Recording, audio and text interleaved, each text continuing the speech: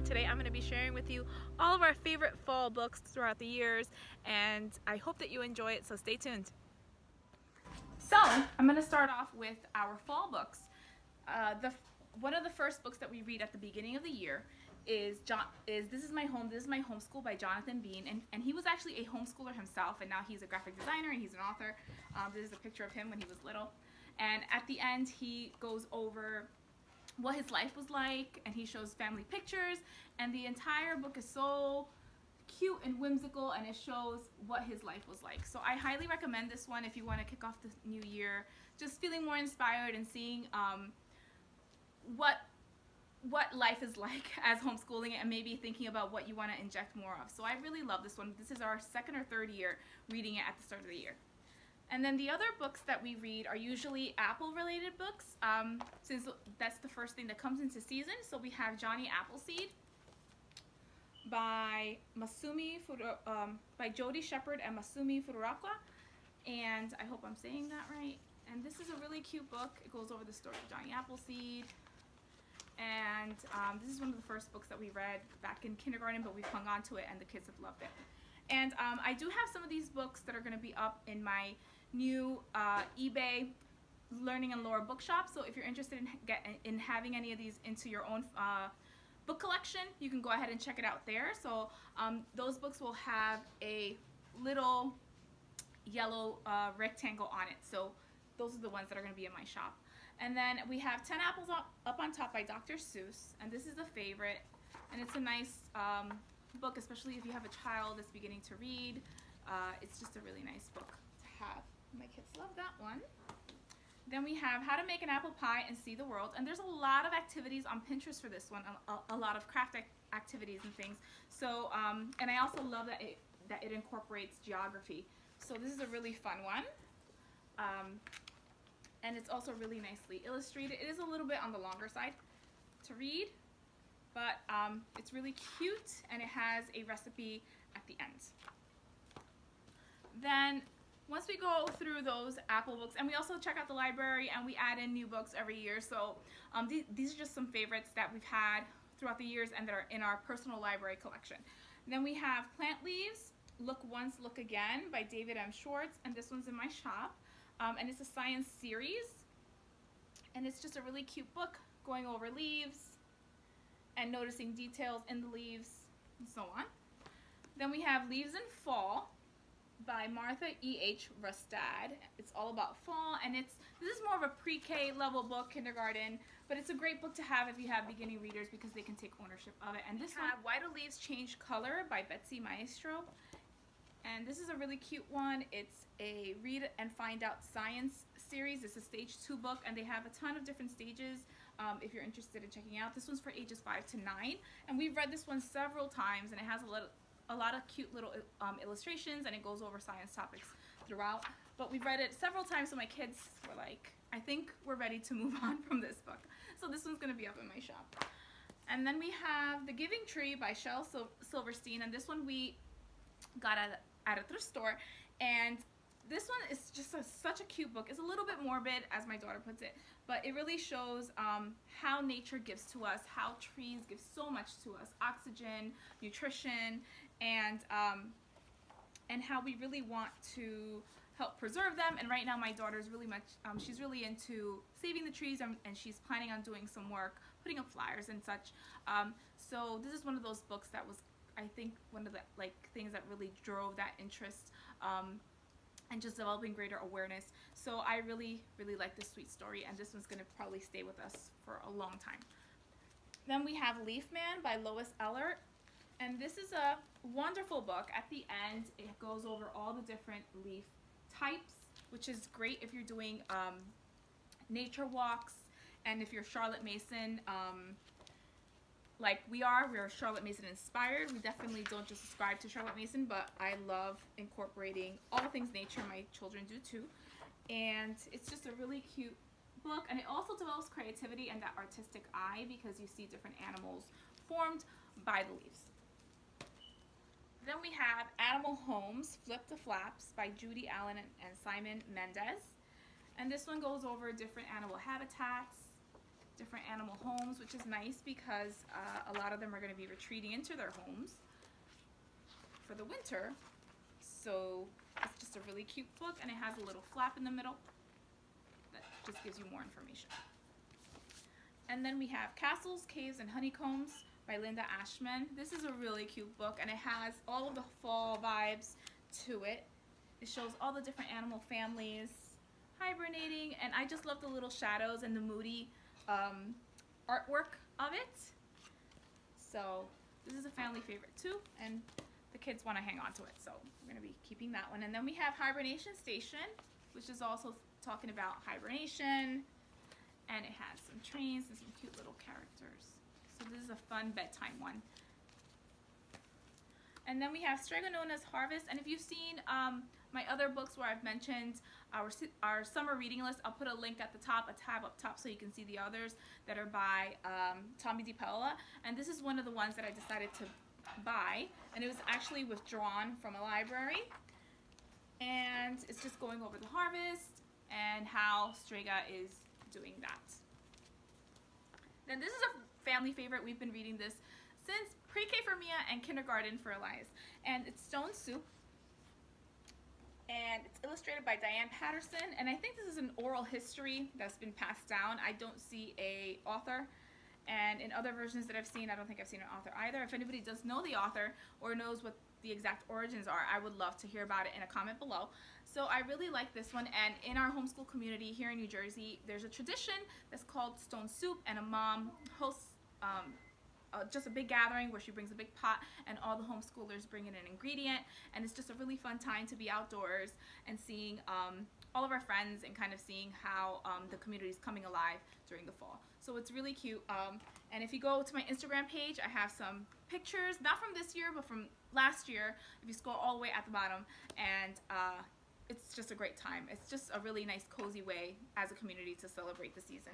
And then we have A Sembrar Sopa de Verduras by Lois Eller, and this is the Spanish version. We are a bilingual family in Spanish, and you can also get it in English, but I have the Spanish one, and I'm trying to build up my Spanish library, specifically early readers. So if you have any favorites, please drop me a comment below, because I would love to add some into my private library. So this is the one of the ones that I have that also falls into fall and is very harvest oriented, and it mentions different names of vegetables and fruits that even I don't know the correct terms for. So it's a really fun book, and we've had this one for about 2 years now, so we've kept it in our library stash for the fall.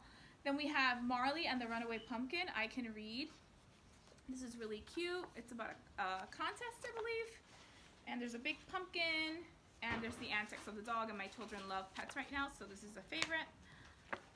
Then we have The Vanishing Gourds, and this is talking about the celebrations, Sukkot, the Jewish celebration, and it's a mystery, and we've read it for several years, and I really like that one because it introduces other religions and multiculturalism, so that's a favorite. And then we have The Legend of Spookly the Square Pumpkin, and this one I actually got during one of the field trips that I organized one of the first few years that I started homeschooling, and each parent got a book, and you can also find this story usually on Netflix or on cable for free around this time, around this season. But we really like the story and the book, so we've hung on to it, and it's also kind of a keepsake that reminds us of that field trip that we took during the first years. Then we have I Know an Old Lady Who Swallowed a Pie, and if you're familiar with the series by Allison Jackson, they are so cute and so hilarious, and we really like this one. So we have the old lady doing all kinds of antics, and it also introduces some words like pie and things that I would love to just show my children in context in books. On the Farm by David Elliott. And my children are doing a fall farm class that's been hosted by a homeschooling mom, and this center does homeschooling classes throughout the entire year, so we'll probably continue with that. So I love that it goes over different animals, and it just continues that interest that they have in farming. So we love just reading this one, especially if we're going to be visiting a farm as a field trip, or if my kids just feel like reading something during bedtime. This is one of the go-to ones that we go to.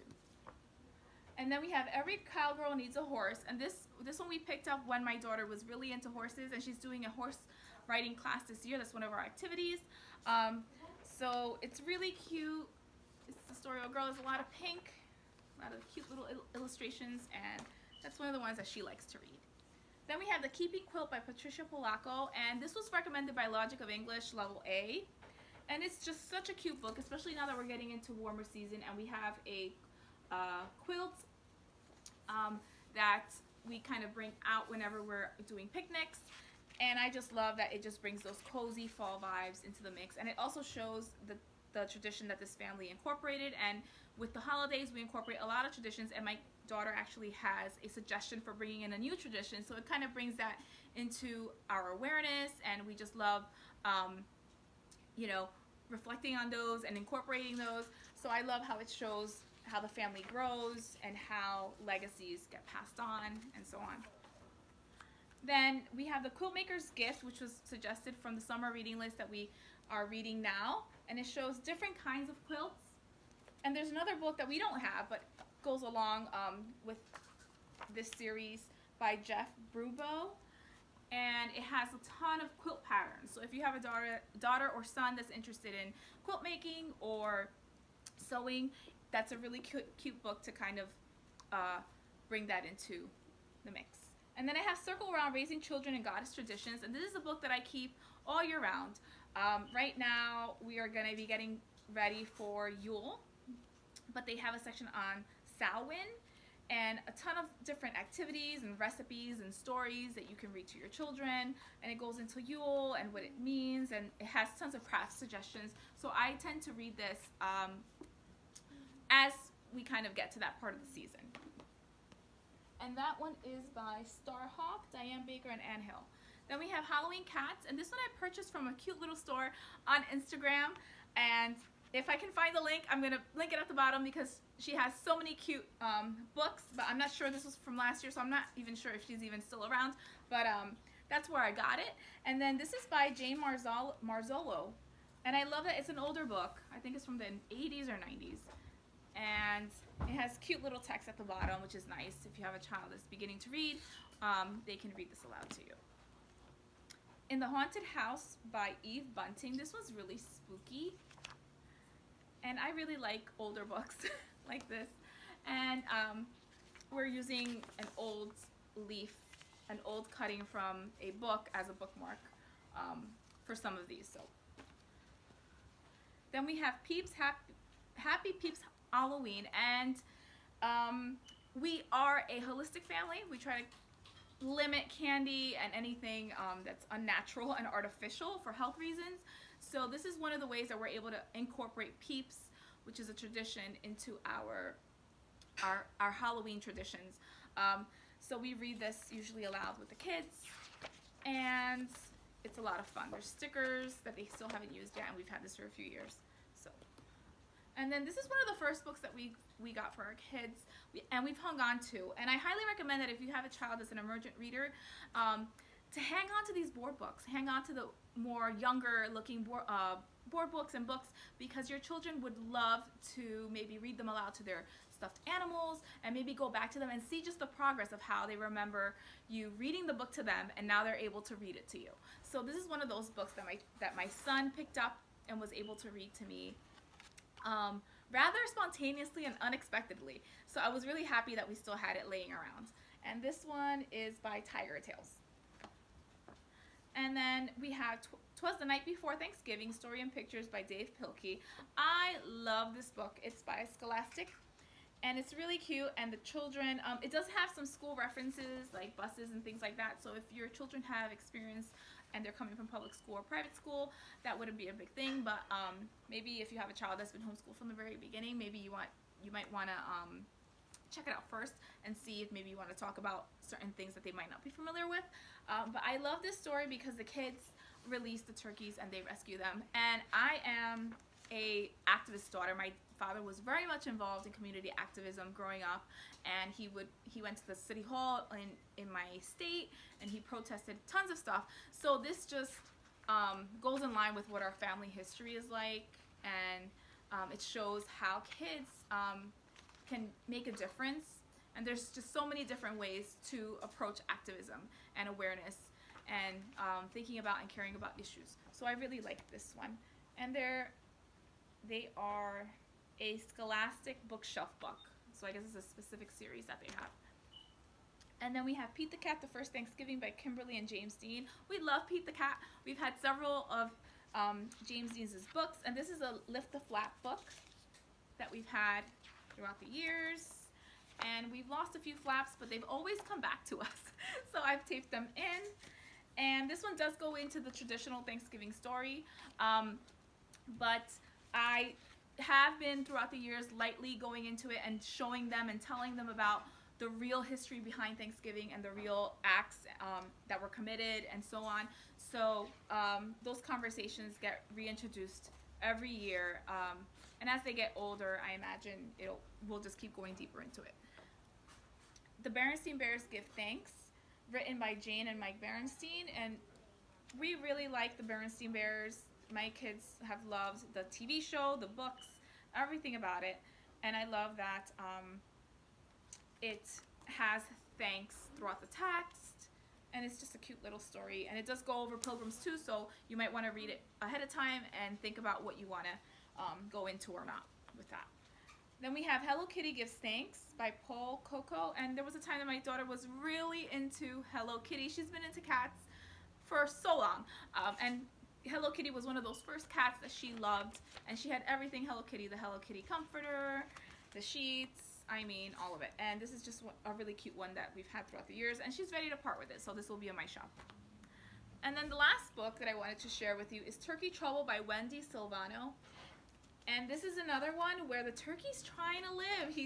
He's disguising himself to try to fool the farmer so he won't become the meal. And at the end, it's kind of similar to the movie Free Birds, so you can maybe watch that movie right after, because they incorporate pizza at the end, which is a vegetarian option. So I really, really enjoyed this one. And now the tradition is eating pizza instead of eating the turkey. So I really hope that you enjoyed all of these fall books that have become a tradition for us. If you have any favorites that you like in your home, I would love to hear about it in a comment below. Thank you so much for being here. Thank you so much for watching, and I will see you in the next one. Bye.